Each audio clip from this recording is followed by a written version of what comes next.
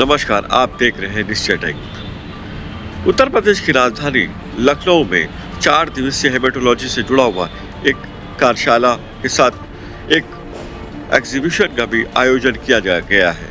इस एग्जीबिशन में जहां मल्टीनेशनल और नेशनल कंपनियां अपने प्रोडक्टों को शोकेस कर रही हैं, वहीं इस पेशे से जुड़े हुए डॉक्टर, साइंटिस्ट और रिसर्चर्स अपने रिसर्चों को एक दूसरे के साथ ट्रांसफॉर्मिंग कर रहे हैं। उनका मकसद ये है कि जो भी फूल से जुड़ी हुई जानकारियां हैं वो एक दूसरे के बीच में आदान प्रदान की जाए। साथ ही साथ नई कंपनियां भी इससे जुड़ी हुई लेटेस्ट टेक्नोलॉजी अपग्रेडेशंस भी इंट्रोड्यूस कर रही हैं, ताकि मरीजों की जल्दी और ज़्यादा से ज़्यादा जानकारियां डॉक्टरों को दी जा सके, जिससे उनका इलाज बेहतर किया जा सके। मैं दिल्ली हेडक्वार्टर में काम करता हूँ। मैं इस कंपनी में ऑलमोस्ट 25 साल से हूँ। अभी रिसेंटली हमने एक नया मशीन लॉन्च किया है जो कि टोटली ट्रांसिशन वाला निर्मित है मशीन। एंड ये जो है हेमेटोलॉजी सेल काउंटर कहलाता है।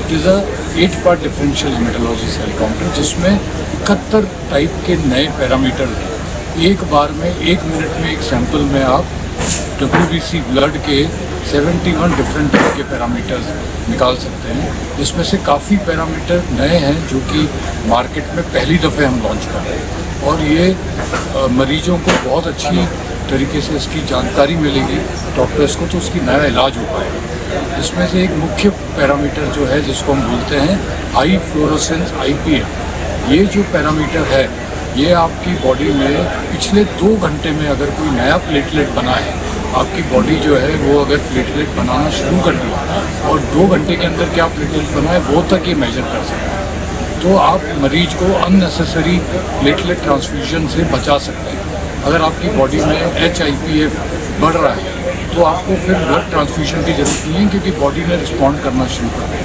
ये पैरामीटर फर्स्ट टाइम हम इस मशीन में लॉन्च कर रहे हैं। इसके अलावा भी इस मशीन में काफ़ी पैरामीटर हैं, जैसे कि आप डेंगू का पता कर सकते हैं इस कैटाग्राम से, या मलेरिया का पता कर सकते हैं, या और काफ़ी रेटिकुलोसाइट है।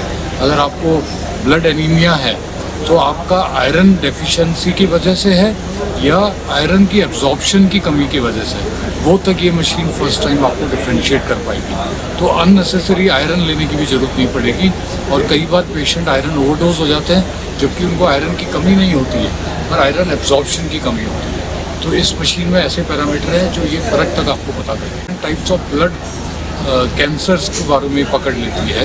ल्यूकेमिया, तो वो ल्यूकेमिया आपका माइलॉइड ओरिजिन का है कि लिम्फॉइड ओरिजिन का है, वो तक ये मशीन पकड़ लेती है। So this is going to be a revolution in the haematology cell counter industry. और ये मशीन तो सर, ये जो मशीन है बेसिकली जो आज की तारीख में QCI की ये हो गई, गाइडलाइंस आ गई हैं, MH की जो है पैरामीटर्स हो गए, किस तरह के पैरामीटर्स जी। और ऑलमोस्ट हमने 6 महीने में 100 मशीनें लगा दी हैं, और काफ़ी बड़ी बड़ी मेडिकल कॉलेजेस में भी हमने ये मशीन लगा दी है। सो काफ़ी लोग इसकी सराहना कर रहे हैं, और नए पैरामीटर्स को अभी और डायग्नोस्टिक कैसे इसको हेल्प कर सकते हैं वो इसका फ़ायदा उठा। मैं डॉक्टर शैलेंद्र प्रसाद वर्मा, मैं ऑर्गेनाइजिंग सेक्रेटरी हूँ हेमेटोकॉन 2025 का। इस साल का हेमेटोकॉन जो Indian society of haematology and blood transfusion का जो नेशनल कॉन्फ्रेंस है वो लखनऊ में हॉलिडे इन होटल में ऑर्गेनाइज हो रहा है, और मैं उसका ऑर्गेनाइजिंग सेक्रेटरी हूँ। तो सर, ये जो प्रोग्राम ऑर्गेनाइज कर रहे हैं इसके पीछे क्या वजह है और किस तरह से आप डिज़ाइन कर रहे हैं?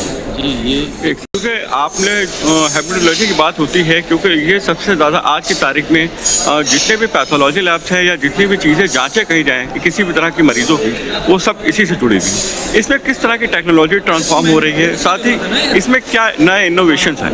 जी, ऐसा है कि ना ही सिर्फ जाँच से बल्कि इलाज से भी संबंधित है। ये कॉन्फ्रेंस में हम लोग जो नई जो ट्रीटमेंट ईजाद हो रहे हैं ब्लड की बीमारियों के बारे में, चाहे वो ब्लड कैंसर्स हो, चाहे वो ब्लड की और कोई बीमारियां हो, खून की कमी हो, क्लॉटिंग की प्रॉब्लम हो, उनसे संबंधित जो जांचें और जो इलाज जिनमें जो रिसेंट डेवलपमेंट्स आ रहे हैं उसके बारे में हम लोग इस पूरे कॉन्फ्रेंस में 3.5 दिन के ऊपर डिस्कस करेंगे। तो सर जो भी चर्चा होगी उसके मिनट्स निकाल बनाने के बाद क्या उसको government of India ministry of health and family welfare को भी भेजेंगे, स्टेट गवर्नमेंट को भी भेजेंगे, या किस तरह के रिकमेंडेशंस देते हैं? जी हाँ, इसमें तो जो हमारा इनोग्रेशन प्रोग्राम होगा उसमें स्टेट गवर्नमेंट के भी हायर ऑफिशियल्स आएंगे और इसकी इंफॉर्मेशन जो है न्यूज़ लेटर के थ्रू और न्यूज़ के थ्रू सारे ऑफिशियल्स को पहुंचती है और इनविटेशन भी जाता है। तो जिससे कि जो हमारी इस तरह की बीमारियां हैं जिसमें सरकार का काफ़ी इंपॉर्टेंट रोल है, जैसे कि हीमोफीलिया है, थैलेसीमिया के जेनेटिक डिसऑर्डर्स हैं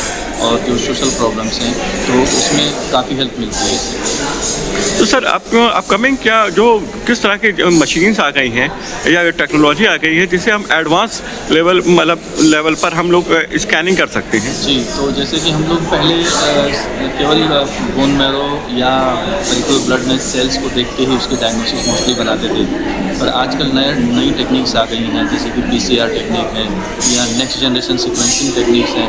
ये मॉलिकुलर टेस्ट आ गए हैं, जब हम बीमारी को बहुत ही डीपर लेवल पे, मॉलिकुलर लेवल पे देखकर उसकी डायग्नोसिस भी बना सकते हैं और उसका रिस्क या रिस्पॉन्स टू ट्रीटमेंट की कैसे रिस्पॉन्स करेगी, डिजीज रिस्पॉन्स करेगी कि नहीं करेगी, कितना फ़ायदा होगा ट्रीटमेंट का, और इवन उन जांचों से ये भी पता चलता है कि हम कौन सी दवाई दे सकते हैं। कुछ ऐसे प्रॉब्लम्स हैं, ऐसे म्यूटेशंस हैं जिसमें स्पेसिफिक दवाइयाँ भी हैं। तो इस तरीके से ये जो नॉलेज है वो हमें हेल्प करती है पेशेंट्स को मैनेज करने में।